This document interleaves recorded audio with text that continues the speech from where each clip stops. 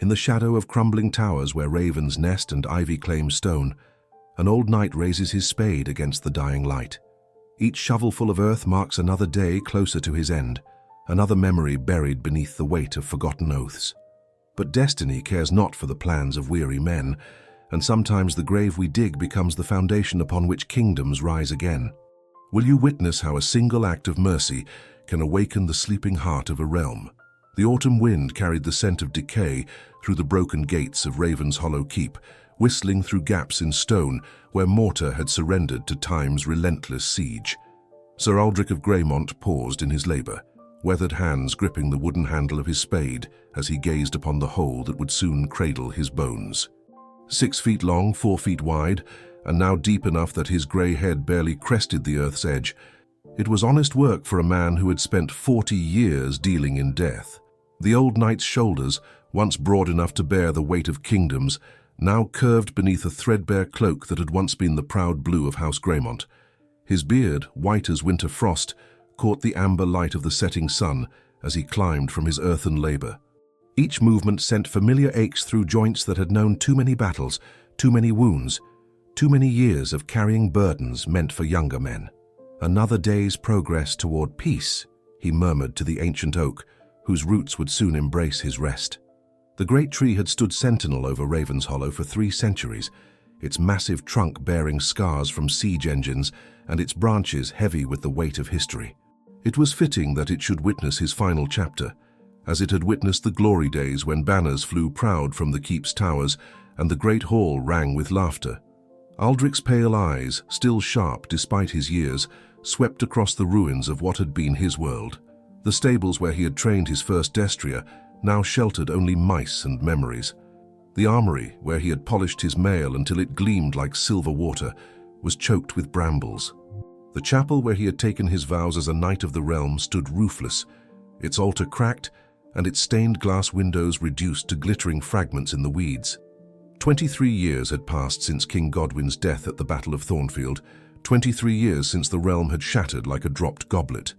The usurper Malachar had claimed the crown, and those lords who would not bend the knee had found themselves exiled, executed, or forgotten. Aldric had chosen a fourth path. He had simply vanished, becoming a ghost haunting the ruins of his former life. He shambled toward the keep's kitchen, his boots echoing hollowly in chambers that had once bustled with servants and retainers. A meagre fire crackled in the great hearth, where whole oxen had once roasted for feast days. Above the flames hung an iron pot containing his evening meal, turnips and barley, seasoned with herbs he gathered from the overgrown gardens. It was humble fare for a man who had once dined at the king's own table, but it was enough. As he stirred the thin stew, Aldric's gaze fell upon the only decoration that remained in the stark chamber, a battered shield mounted above the mantel. The blue field bore the silver griffin of House Greymont, though both colours had faded to ghost-pale shadows. Below it hung his sword, still sharp despite its age, though he had not drawn it in anger for more years than he cared to count. "What use are you now, old friend?" he asked the blade. "Your master is as dull as your edges keen." The wind moaned through the broken shutters, carrying with it the distant howl of wolves. They had grown bold in recent years, venturing close to the keep's walls as if they sensed the approaching end of its final guardian. Let them come, Aldric thought. Soon enough, there would be nothing left to guard. He ate his supper in silence, as had become his custom. There had been a time when he would speak aloud to the portraits of his ancestors, their painted eyes seeming to follow him through the hall. But the dampness had claimed those noble faces years ago, leaving only stains on mouldering wood to mark where heroes once gazed down upon their descendants. As darkness claimed the sky, Aldric made his way to the chapel for evening prayers. The roof was gone, but he preferred it so. It felt wrong to speak to God beneath man-made stones when the cathedral of stars stretched overhead. He knelt upon the cracked altar steps, his knees finding the worn grooves left by generations of Greymonts who had sought divine guidance in this sacred place. "Forgive me, Lord, for I have failed in all my duties," he whispered, his voice barely audible above the autumn wind. "I failed my king, I failed my realm, I failed my house. I am the last of my line, and when I am gone, even our failures will be forgotten." The stars offered no reply, as they had offered no reply for 23 years of similar prayers, but Aldrich continued his nightly ritual, as much from habit as from faith. "Grant me one last mercy, let my end come with dignity. Let me lie down in the earth like a seed that will never sprout, but at least let me choose the manner of my planting." A shooting star blazed across the heavens, and for a moment the old knight's heart stirred with something that might have been hope. But hope was a luxury he could no longer afford. Hope was for young knights setting out on quests, not for old ones digging their graves. He rose stiffly and made his way to his chamber in the keep's highest tower. Once it had been appointed with rich tapestries and fine furniture, but he had long since burned such luxuries for warmth. Now it held only a simple cot, a wooden chest containing his few possessions, and a narrow window that looked out over the valley where wildflowers had reclaimed the fields his family had once cultivated. As he prepared for sleep, Aldrich caught his reflection in a shard of mirror glass, all that remained of an ornate-looking glass that had belonged to his mother. The face that stared back was that of a stranger, hollow-cheeked and haunted, bearing little resemblance to the proud young knight who had once served in the royal guard. His hair, what remained of it, was white as fresh snow, and his skin was mapped with lines that spoke of sorrow more than age. "Tomorrow I shall dig deeper," he promised his reflection, "perhaps another foot closer to rest." But as he settled upon his meagre bedding, pulling a moth-eaten blanket around his shoulders, Sir Aldrich of Greymont could not shake the feeling that something had changed. The shooting star, perhaps, or the way the wind had shifted just as he finished his prayers. In all his years of solitude, he had learned to read the subtle signs that preceded change, the way birds grew silent before a storm, the way the air itself seemed to hold its breath before battle. Something was coming to Ravenshollow Keep. Whether salvation or final judgment he could not say. But for the first time in 23 years, Sir Aldrich fell asleep without dreaming of his own death. Dawn broke grey and cold over Ravenshollow Keep, painting the ruins in shades of pewter and ash. Sir Aldrich woke with a start, his warrior's instincts alert to a sound that did not belong to his solitary mornings, the distant thunder of hoofbeats on the old King's Road. He rose swiftly despite his years, moving to the narrow window that commanded a view of the valley approach. Through the morning mist, he could see them, a dozen riders in black surcoats bearing the crimson fist of House Blackmore, King Malakar's enforcers. They rode hard, their destriers lathered with foam, but they were not alone in their flight. Far ahead of them, barely visible through the swirling fog, a smaller figure on a bay pony raced desperately toward the keep's crumbling gates. "Fool boy," Aldrich muttered, even as his hand instinctively moved to where his sword belt had once hung. "These walls offer no sanctuary anymore." But something in the rider's desperate flight stirred memories of his own youth, of desperate rides and narrow escapes in service to his king. Against his better judgment, the old knight found himself hurrying down the tower's winding stairs, his joints protesting each step. By the time he reached the bailey, the young rider had already crashed through the broken gates. The boy, for a boy he was, perhaps 13 summers, tumbled from his lathered pony in a tangle of limbs and torn cloth. His brown hair was matted with sweat and blood from a cut above his left temple, and his breathing came in ragged gasps that spoke of hard riding and harder fear. But it was not his desperate state that caused Aldrich's breath to catch in his throat. It was the silver pendant that spilled from beneath the boy's shirt as he struggled to his feet, a pendant bearing the golden lion of House Redmayne, the royal house that Malakar had supposedly extinguished root and branch. "Please," the boy gasped, his young voice cracking with exhaustion and terror. "They're coming, I can't run anymore." Aldrich stood frozen, his mind reeling. The royal line was dead. He had seen Prince Edmund fall at Thornfield, had watched as Malakar's soldiers brought the heads of the prince's children to the usurper's feet. Yet here stood a boy wearing the Lion of Kings, his features bearing the unmistakable stamp of Redmayne blood, the high cheekbones, the deep-set grey eyes, the stubborn jaw that had marked every king since the first Aldwin took the throne. "Who are you, boy?" Aldrich demanded, though his heart already knew the answer. The youth straightened despite his exhaustion, and for a moment Aldrich saw not a frightened child, but a prince remembering his birthright. "I am Thomas," he said, his voice steadying. "Thomas of House Redmayne, son of Prince Marcus, grandson of King Godwin the Just." The words hit Aldrich like a physical blow. Prince Marcus, Godwin's youngest son, who had been away on pilgrimage when Thornfield fell. The boy everyone assumed had died with his brothers. But if this was truly Marcus's son... Impossible, Aldrich breathed. The line is extinct. Malachar saw to that. My father lived, Thomas said, his grey eyes blazing with defiance even as his body swayed with exhaustion. He hid, as did my mother. They raised me in secret, taught me our history, prepared me for the day when I would reclaim what was stolen. But they are dead now, taken by Malachar's hunters 3 days past. I am all that remains. The thunder of approaching hooves grew louder, and Aldrich could hear the harsh voices of the Blackmoor riders calling to each other as they drew near. Time was running short, and the old knight faced a choice that would define his final days: abandon the boy to his fate and preserve his own peaceful end, or take up arms one last time for a cause he had thought forever lost. They know you're here, Aldrich said, his mind racing through possibilities. These walls won't hold them. Then I'll die here, Thomas said simply. Better to fall fighting than running. The words were spoken with such quiet dignity that Aldrich felt something stir in his chest, something he had thought dead and buried with his king. Honor, purpose, the fire that had once driven him to serve something greater than himself. No, he said, surprising himself with the firmness in his voice. You'll not die on my watch, Your Grace. The formal address seemed to startle the boy, who looked up with wonder in his grey eyes. When had anyone last called him by his proper title? When had anyone bowed before the hidden prince?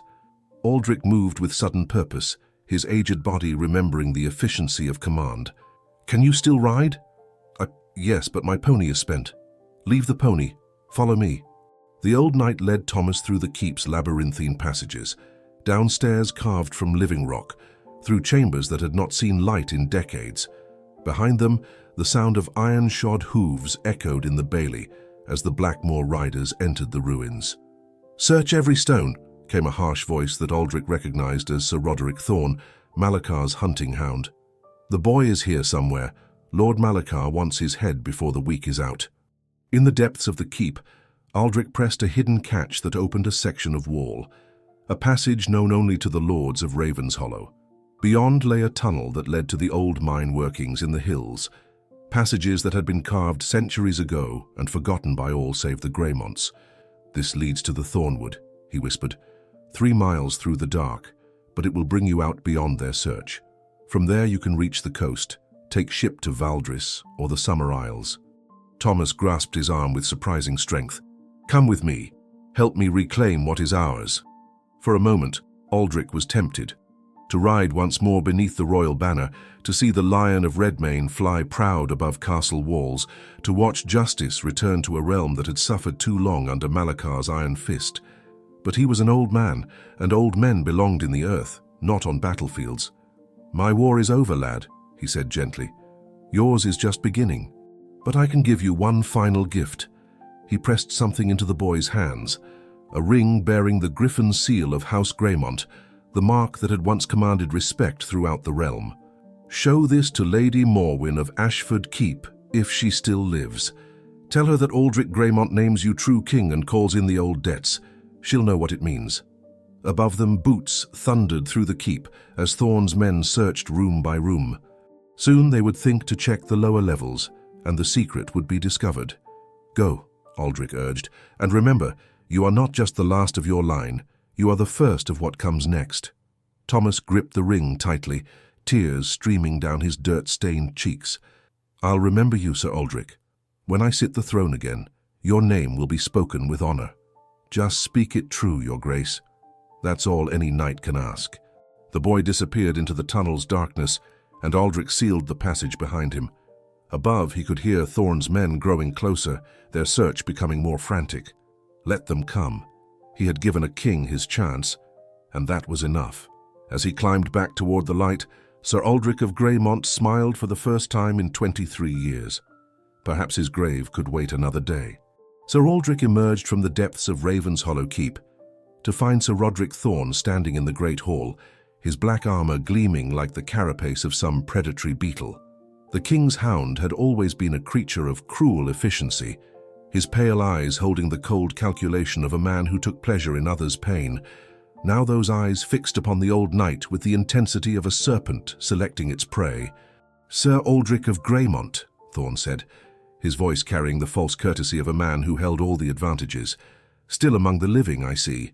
How disappointing." 6 soldiers flanked their captain, crossbows trained upon the old knight's chest. Their surcoats bore the stains of hard riding, but their weapons were well maintained and their eyes alert.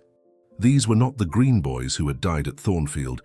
These were veterans, men who had learned their trade in Malakar's service and perfected it through years of hunting down the realm's remaining nobility.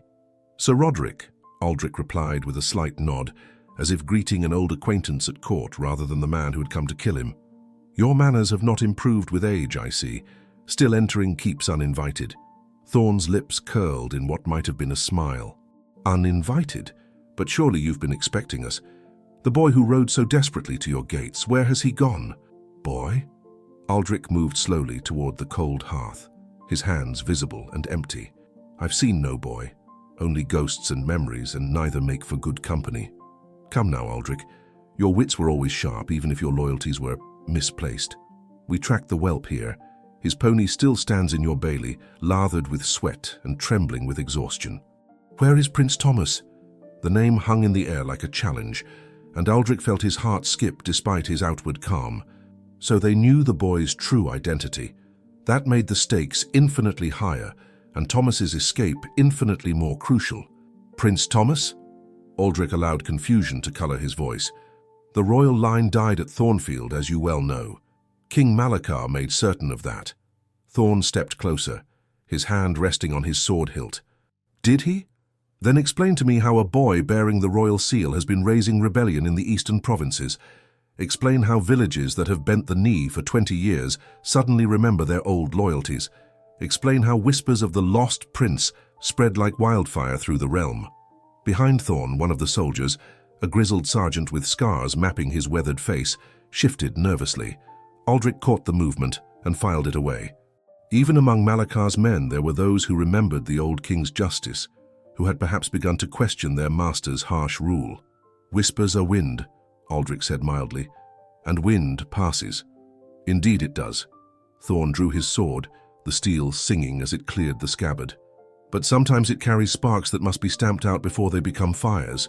Tell me where the boy has gone, and I'll grant you a clean death. Remain stubborn, and I'll have my men take you apart piece by piece until you find your tongue." Aldrich looked around the ruined hall, his eyes taking in details as if seeing them for the first time.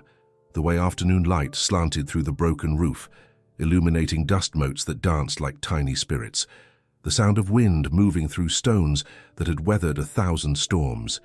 The scent of decay and moss and time itself settling into the bones of what had once been a place of honor. "You know," he said conversationally, "I've been digging my own grave these past months. Strange work for a knight, but fitting for a man with nothing left to fight for." He paused, meeting Thorn's cold gaze. "But perhaps I was premature in my preparations." Something in his tone made the soldiers raise their crossbows higher, and Thorn's eyes narrowed. "You're an old man, Aldrich. Past 70, if I judge correctly. Your sword arm is weak, your reflexes slow. What could you possibly hope to accomplish?" "Hope?"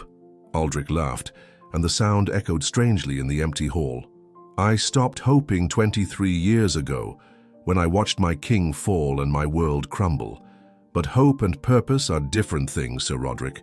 Hope looks to the future, but purpose exists in the present moment." His hand moved with startling speed to the sword above the mantle, and suddenly the old knight was armed, the familiar weight of steel lending strength to muscles that remembered their craft. The blade was not the finest ever forged, but it had been kept sharp and true and in the hands of a master. Even a flawed weapon could work wonders. "Kill him," Thorn snarled, but his command came a heartbeat too late. Aldrich moved like a man half his age, ducking beneath the crossbow bolts that whined through the air where his head had been. His sword swept in a silver arc that took the nearest soldier across the throat, sending him crashing into his companions. Years of solitude had made the old knight lean and hungry, and battlecraft once learned is never truly forgotten. The hall erupted into chaos as steel met steel. Thorn was skilled. Aldrich granted him that, but his swordsmanship was the product of training yards and formal duels. Aldrich was born of battlefields and desperation, refined by decades of conflict, and tempered by the knowledge that defeat meant not just death but the failure of everything he held sacred. 2 more soldiers fell before they could reload their weapons, their blood darkening the ancient stones. The grizzled sergeant hung back, his crossbow lowered, and Aldrich saw doubt flickering in the man's eyes. How many villages had this soldier seen burned? How many innocents had died to feed Malakar's paranoia? "Stand aside, Garrett," Thorn commanded, without taking his eyes from Aldrich. "This is between knights." But Sergeant Garrett did not move to help his captain, and 2 of the remaining soldiers exchanged uncertain glances. The old knight's defiance was stirring something in these hard-bitten men, a memory of what honor looked like when it stood uncompromising in the face of overwhelming odds. Thorn pressed his attack with renewed fury, his blade weaving patterns of death in the dusty air. He was younger, stronger, and armed with better steel, but Aldrich fought with the desperate skill of a man who knew he was buying time with his blood. Each parry cost him. Each riposte drained reserves he could not replace, but still he held his ground. "Where is the boy?" Thorn demanded between strikes. "Gone," Aldrich gasped, a line of fire across his ribs, marking where Thorn's blade had found its mark. "Beyond your reach." "Impossible. We have men watching every road, every port. He cannot escape." Aldrich smiled through the pain, his sword never wavering. "You watch the roads, but do you watch the wind? Do you guard the paths that existed before your king was even born? The boy is gone, Sir Roderick, and with him goes your master's peace of mind." The duel raged through the hall, 2 men locked in a dance as old as warfare itself. But time and wounds were taking their toll on the old knight. His breath came in harsh gasps, his movements grew incrementally slower, and Thorn's superior strength began to tell. A particularly vicious combination sent Aldrich stumbling backward, and Thorn's blade sliced across his sword arm, nearly causing him to drop his weapon. Blood flowed freely now, and the knight's vision began to blur at the edges. "Yield," Thorn panted, "and I'll make it quick." Aldrich straightened with visible effort, his grey eyes blazing with undiminished defiance. "A Greymont kneels only before his rightful king. Since mine is dead, I shall never kneel again." He raised his sword one final time, and in that moment something remarkable happened. Sergeant Garrett stepped forward, not to strike down the old knight, but to place himself between Aldrich and his captain.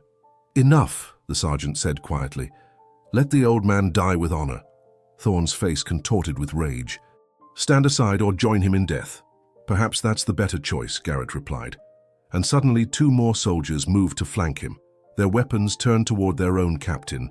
In the space of heartbeats, the tide had turned. Thorn found himself facing not one exhausted old knight, but 4 armed men whose consciences had finally overcome their fear. The reckoning that had been building in Malakar's realm for 23 years had found its voice at last. The news spread like wildfire through the realm. Sir Aldrich of Greymont had died in single combat defending the lost prince, and 3 of Malakar's own soldiers had witnessed it, then thrown down their arms and sworn fealty to the boy who bore the royal blood. By the time Thomas reached the coast, he found ships waiting to carry him not to exile, but to glory. Lady Morwen of Ashford Keep had indeed survived the purges, and the Greymont Ring opened doors that had been sealed for 23 years. From her tower chambers, she sent out ravens bearing messages written in codes, remembered from the old king's time. Within a fortnight, the banner of the Golden Lion flew once more over a dozen castles, and men who had thought their oaths buried with their king found themselves remembering why they had sworn them in the first place. Thomas proved himself worthy of the crown his grandfather had worn. Where Malakar ruled through fear, the young prince offered justice. Where the usurper demanded submission, Thomas asked only for loyalty freely given. The boy who had fled through darkness to Raven's Hollow Keep emerged as a man who could kindle hope in the darkest corners of the realm. The war was neither swift nor bloodless, but it was inevitable. Castle by castle, village by village, the tide turned. Malakar's armies, built on mercenary loyalty and enforced obedience, began to crumble as their enemies fought with the desperate fury of men defending home and hearth. Sergeant Garrett became Sir Garrett the Faithful, and his tale of the old knight's last stand became a song that spread through the army camps like a rallying cry. On the anniversary of Sir Aldrich's death, King Thomas I returned to Raven's Hollow Keep. The ruins had been partially restored, enough to make them habitable once more, and the great hall rang with voices for the first time in decades. But the king came not for celebration, but for remembrance. He found the grave beneath the ancient oak, not the one Aldrich had been digging for himself, but a proper tomb carved from white stone and marked with the griffin of House Greymont. Lady Morwen had seen to its construction, honouring the man who had given a kingdom its future by sacrificing his past. "Your Grace," she said softly as Thomas knelt beside the tomb, he would be proud to see what his faith wrought. Thomas placed a single white rose upon the stone, the royal rose that symbolized new beginnings. "He called me the first of what comes next," the young king said. But he was wrong. He was the first. He was the moment when courage remembered its name and honor found its voice again. Around them, the assembled nobility of the realm bowed their heads in respect for a man who had died unknown to most of them, but whose sacrifice had made their restored kingdom possible. In the years that followed, the tomb beneath the oak would become a place of pilgrimage where young knights came to swear their oaths and remind themselves that true honor sometimes means standing alone against the darkness. The lesson carved into the stone above Sir Aldrich's resting place spoke to all who read it. Here lies a knight who dug his own grave, but chose instead to plant a tree. From the seeds of sacrifice grow the forests of hope, and from the ashes of the old world rises the light of the new. Thomas ruled long and well, his reign marked by justice and prosperity, but he never forgot the old knight who had saved not just his life, but his soul. In the royal chamber of the rebuilt capital, above the throne that had been restored to its rightful line, hung a banner bearing not the golden lion of Redmayne, but the silver griffin of Greymont, a reminder that kingdoms are not built by kings alone, but by those who choose to serve something greater than themselves.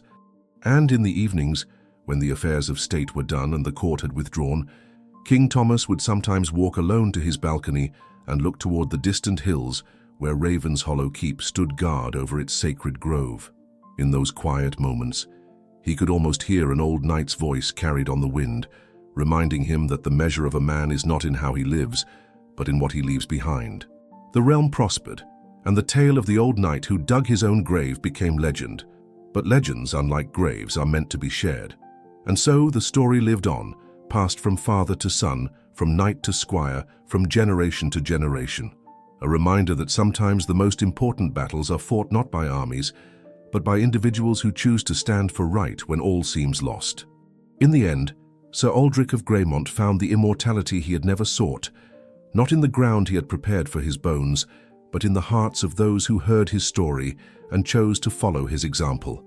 The grave he dug became a garden, and the seeds he planted in a young prince's heart grew into a forest of hope that would shelter the realm for generations to come. And in the ancient oak above his tomb, the ravens that had once been omens of doom became messengers of hope, carrying word to every corner of the kingdom that honor once planted can never truly die. It only waits for the right season to bloom again. Thus ends the tale of Sir Aldrich of Greymont, who learned that sometimes the greatest victories come not from the battles we win, but from the choices we make when defeat seems certain. In giving a lost prince hope, he found his own redemption. In planting seeds of courage, he harvested a kingdom. And in choosing to stand when he could have knelt, he proved that the measure of a knight is not in his strength, but in his willingness to use that strength in service of something greater than himself.